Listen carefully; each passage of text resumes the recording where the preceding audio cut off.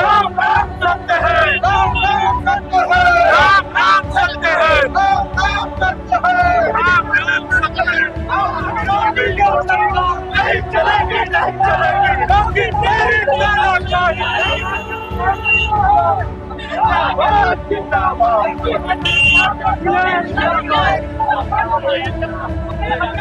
योगी तेरी तानाशाही नहीं चलेगी, तेरी तानाशाही नहीं चलेगी, योगी तेरी तानाशाही नहीं चलेगी। जिंदाबाद जिंदाबाद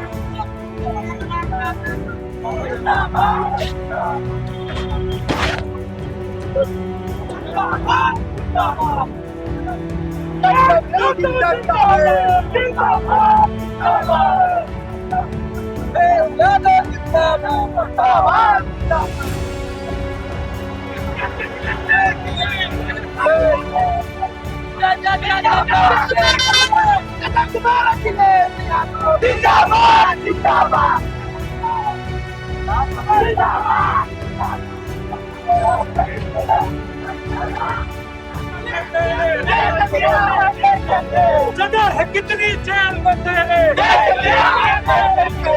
जगह है कितनी जेल में तेरे, कितना दमन में तेरे,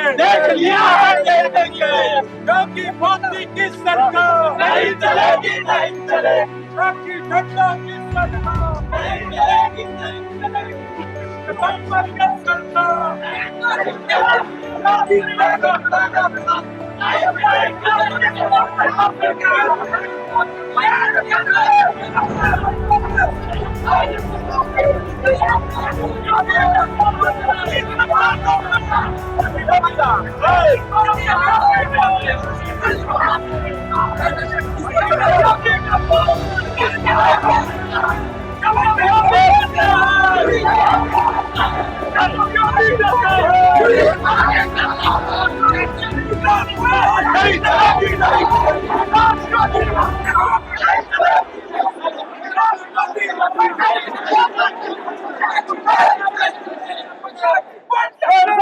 कि उत्तर प्रदेश के उच्च पदों पर बैठे अधिकारी थाने स्तर तक एक जाति विशेष के लोगों को मौका मिला है, जिम्मेवारी मिली है, वो लोग अगर सही मायने में न्याय संगत काम करते हैं, आज समाजवादी पार्टी के लिए लोगों को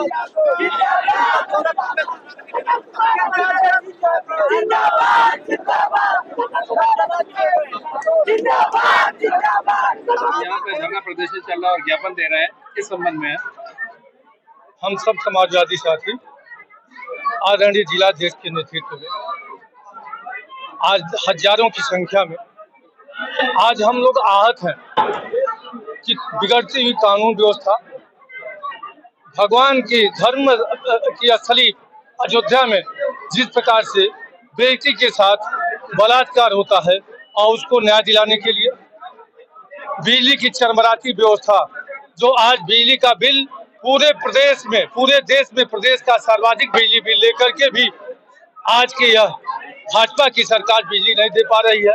उस संबंध में गिरती कानून व्यवस्था, जो पूरे प्रदेश में बहन बेटियां सुरक्षित नहीं है, जाति आधार पर इनकाउंटर हो रहे हैं, धर्म के आधार पर इनकाउंटर हो रहे हैं, इन सारी चीजों को लेकर के हम सब समाजवादी साथी आज जिलाधिकारी महोदय को ज्ञापन देने आए हैं कि आप हमारी मांग को राज्यपाल महोदय तक पहुंचाने का काम कर सके, जिससे सबको चिकित्सा, शिक्षा, कानून व्यवस्था जो सरकार का दायित्व है वो प्रभावी तरीके से सरकार दे, अन्यथा हम समाजवादी पुनः आंदोलन के लिए बाध्य होंगे। अगली रणनीति क्या होगी, क्योंकि ये तो बहुत दिनों से मांग हो रही है कि कानून व्यवस्था को सही किया जाए, दुरुस्त किया जाए, मगर जस का तस है, उसमें तो कई चेंजेस आ नहीं रहा।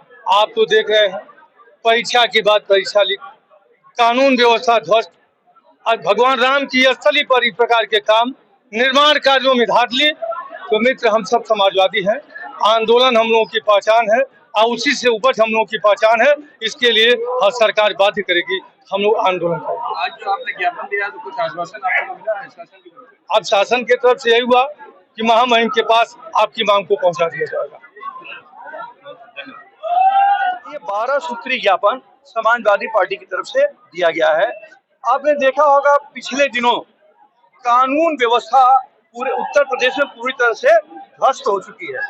यहाँ तक ध्वस्त हो चुकी है कि पुलिस का कर्मचारी अधिकारी चप्पल पहन के इनकाउंटर कर रहा है। तो वो इनकाउंटर कितना सही होगा, मतलब पुलिस भी अपराध करने का काम कर रही है। तो आज की तारीख में अगर देखा जाए, रक्षक ही भक्षक हो जाएगा तो कैसे काम चलेगा। तो समाजवादी पार्टी ने उसका अपना विरोध दर्ज करने के लिए, लोकतंत्र को बचाने के लिए ये अपना ज्ञापन देने का काम किया है। दूसरी बात, आप लोग गोरखपुर के लोग हैं, गोरखपुर में भूमि अधिग्रहण हो रहा है।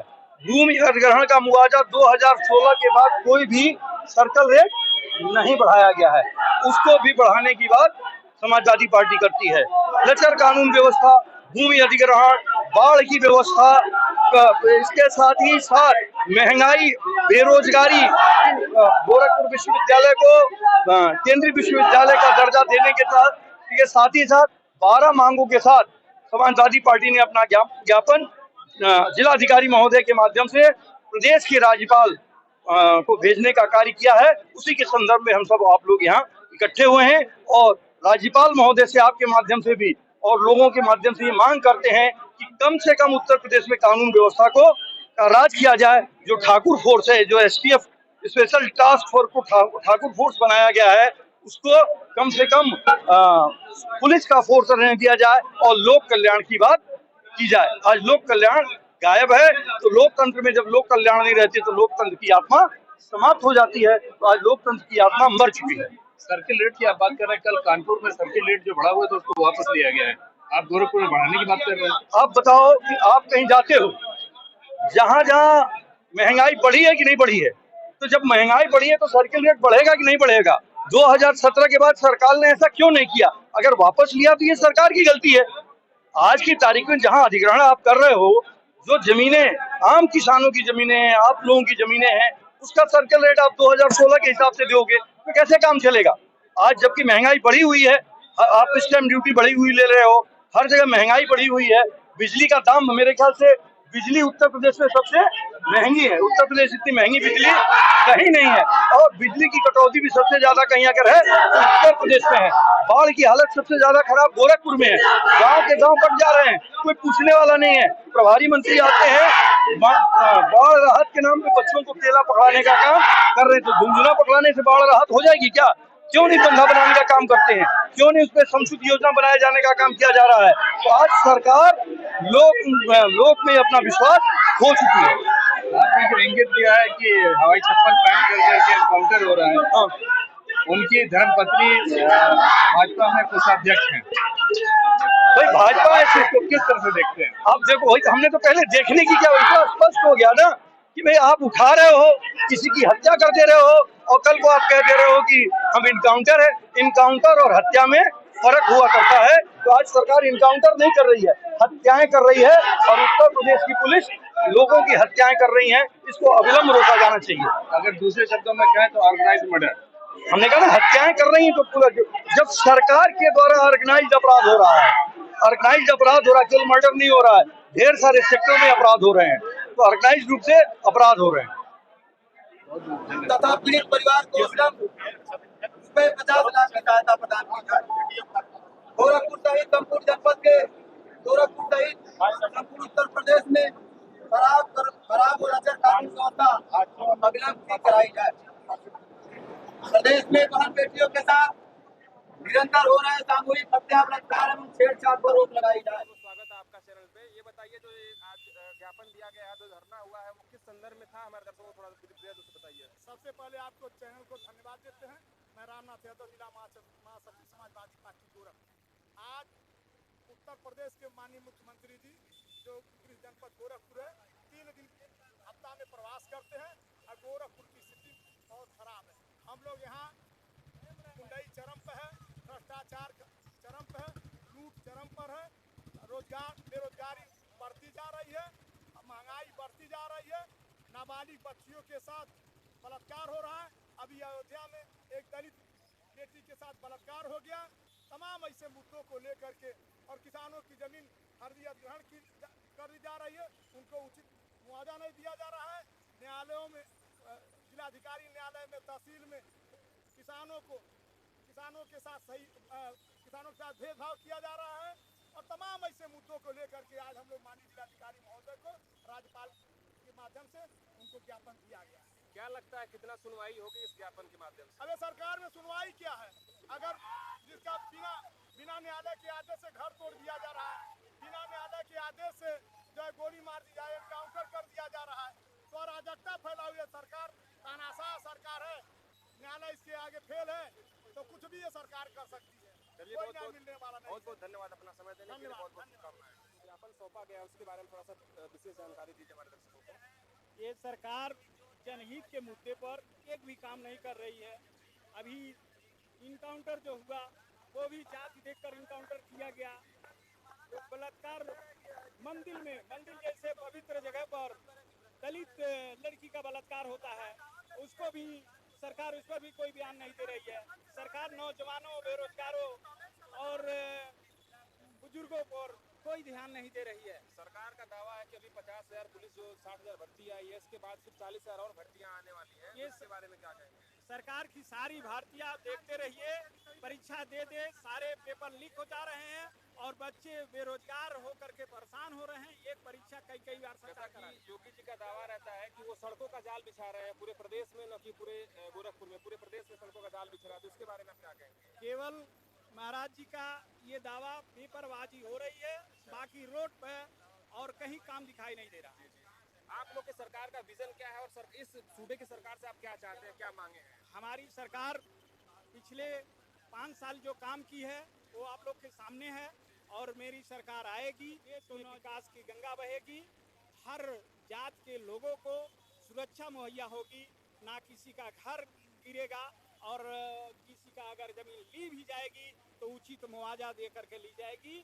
क्यों न उसके खातिर माननीय अखिलेश जी बोले हैं, क्यों न उसके खातिर उनको सर्किल रेट बढ़ाना ही पड़े, लेकिन तो जनता को। बहुत बहुत धन्यवाद। आप लोग इस वक्त हमारे साथ डॉक्टर संजय कुमार जी हैं, विधानसभा बांसगांव से। इनसे पूछेंगे सर, ये जो आज धरना प्रदर्शन हुआ है समाजवादी पार्टी का, उसको आप कैसे देख रहे हैं और जनता के बीच ये कितना पावरफुल जाएगा, थोड़ा इसको बारे में बताइए। हम लोग लोकतांत्रिक व्यवस्था के अनुसार काम करते हैं।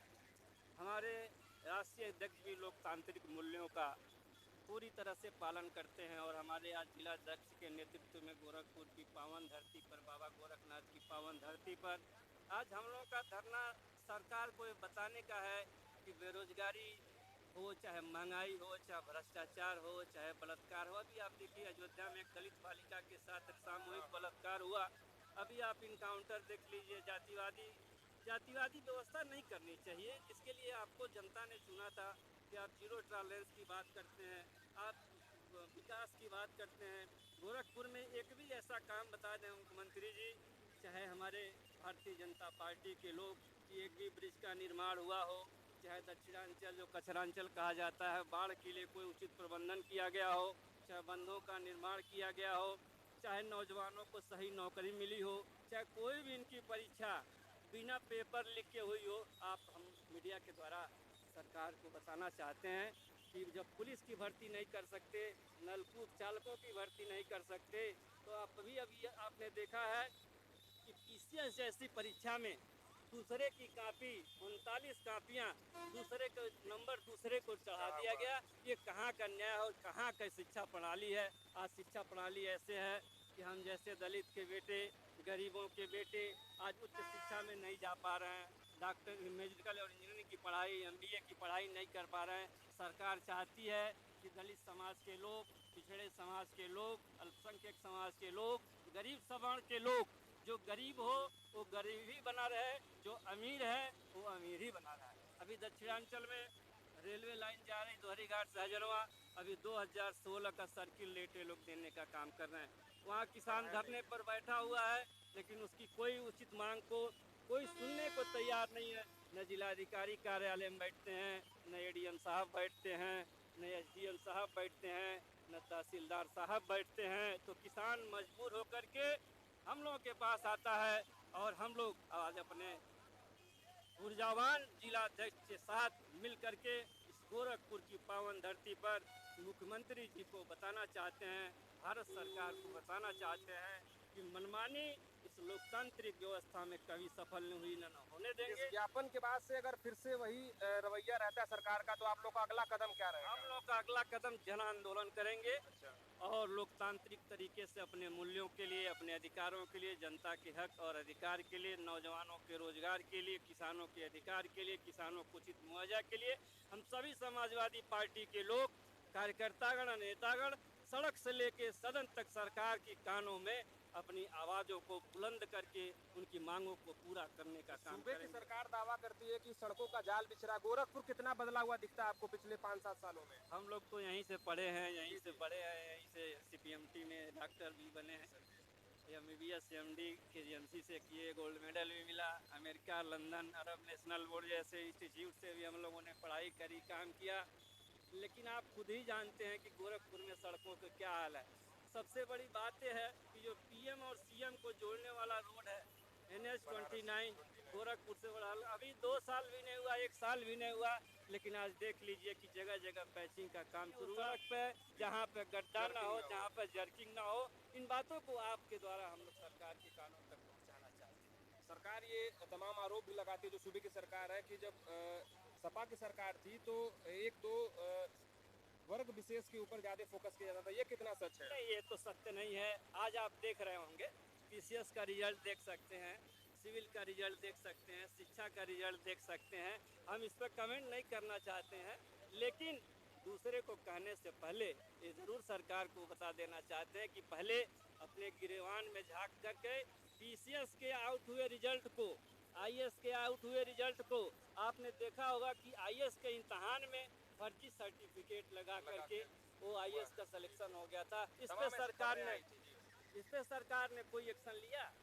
नीट का परीक्षा आउट हो गया, जो लाखों करोड़ों लोगों ने अपना पेट पर्दा काट करके अपने बच्चों अच्छा, को अभी हाल ही फिलहाल में सपा के जो सुप्रीमो हैं, अध्यक्ष हैं माननीय अखिलेश यादव जी, उनका एक बयान आया था, चर्चे में था कि माफिया और मठाधीशों में कोई अंतर नहीं है। ऐसा इसके बारे में क्या हम चर्चा नहीं करना चाहते हैं, क्योंकि हमारे राष्ट्रीय अध्यक्ष जी की बात है। दूसरी बात ऐसा नहीं है कि कॉमन सी बात है कि गांव में लोग प्रधानी का चुनाव लड़ते हैं तो लोग कॉमन नहीं बोलते हैं, उनका किसी मंदिर से या संत समाज से कोई सरोकार नहीं। हम लोग उसके बाद बयान में जो अभी हाल कल में आया बयान, योगी जी कहे हैं कि संत समाज को अपमानित करने का वो काम तो हुआ कुछ है। भी बोलते हैं, वो मुद्दे से भटकाने की इन लोगों की आदत है। ये बेरोजगारी पे कभी बोलते नहीं, महंगाई पे कभी बोलते नहीं है, सरसों के तेल और दाल पे कभी बोलते नहीं है, मजदूरी बढ़ाने के लिए दलितों के लिए कभी ये बोलते हैं, कभी नहीं बोलते हैं। अभी नीट का पेपर आउट हुआ, कभी बोलते हैं, कभी मीडिया में नहीं बोलते हैं। सिपाही का पेपर आउट हो गया, उस पर कभी बोलते हैं। आप लोगों ने देखा किसी न्यूज़ चैनल में आया, प्रिंट मीडिया में आया? नहीं आया।